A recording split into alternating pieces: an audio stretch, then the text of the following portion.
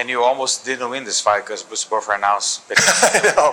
I feel really bad for Buffer because I know how serious and how much he loves his job and how like professional he is, and he's really hard on himself. If anybody does if you don't know Bruce Buffer, know anything about him or done any research, like me and Bruce are friends. Like we work together a lot, so he takes his job so serious. Like he takes it to the heart. Like he puts his heart and soul into this job.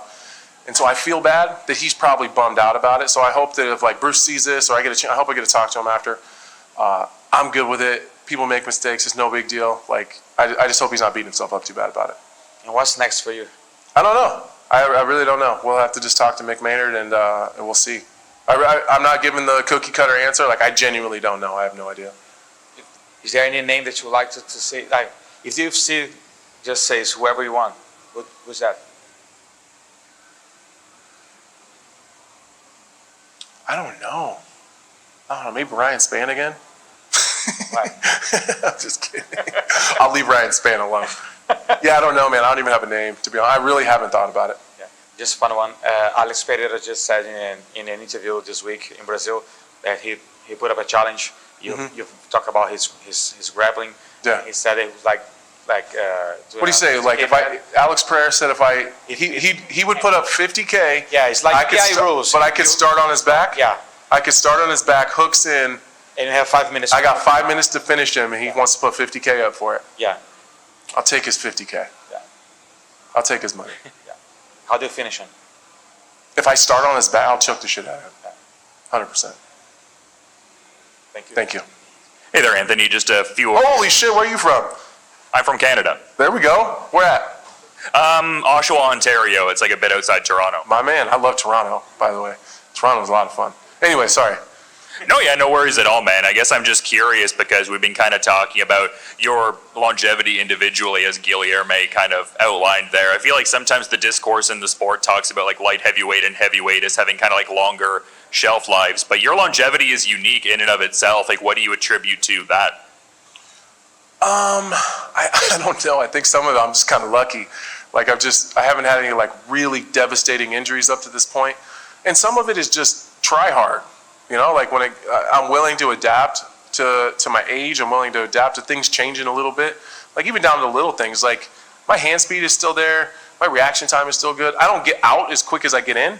Like I think that's the biggest difference is like having to adjust to like I can step really, really deep on a combination.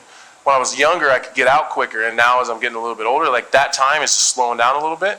So I've had to adjust to that and like figure out ways that we can work around that, and it seemed to work this time. I was able to get in and get out pretty quick, so I don't think he punched me in the face at all. So just little things like that. Like I'm willing to make those adjustments. Some of it's my ego. Like I can check my ego and just let my coaches say, hey, you kind of suck at this, and then we just fix it, you know?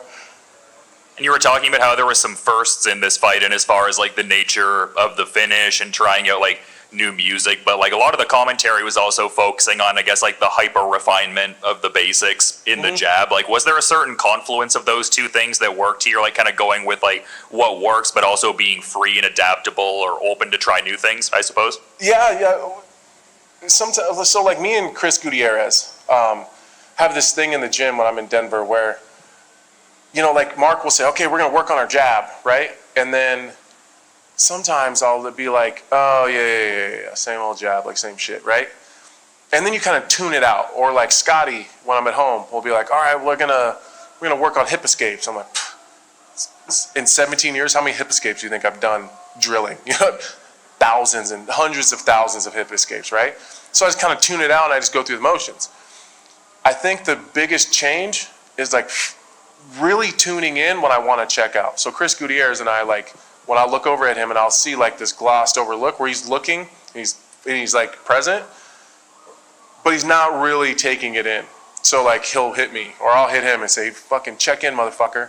And we're like, all right, we got to like make sure we're paying attention to the small things, you know, like, because those make the biggest difference at the highest level. Like I see Vitor Petrino's right hand twitching every time he's waiting on the jab, but there's not the tell anymore that there used to be. So now he's bouncing his hand over and over because he's expecting this tell that he's seeing on tape that's not there anymore. So like fixing that little shit makes a big difference. And I guess another question I had, because I seem to recall you talking in the media day about like seeing the beach, and it's like, oh, I'd love to get out there. It's like, do you have a little bit extra time to be here and kind of experience a little bit of that while you're in Rio, like hit up the beach and all? Tomorrow. So I don't leave until tomorrow night. So I get to hang out during the day tomorrow, and just relax on the beach and hang out. And like, I got my best friend here with me. I got my, Scotty and Danny are two of my closest friends. Like, we've gone all over the world together, like for years, and like it'd be fun just to sit on the beach and just take it in and enjoy ourselves. I'm really excited about that part, but I'm also really excited that it's just tomorrow, because then I want to get home to my kids. I really miss my kids and my wife.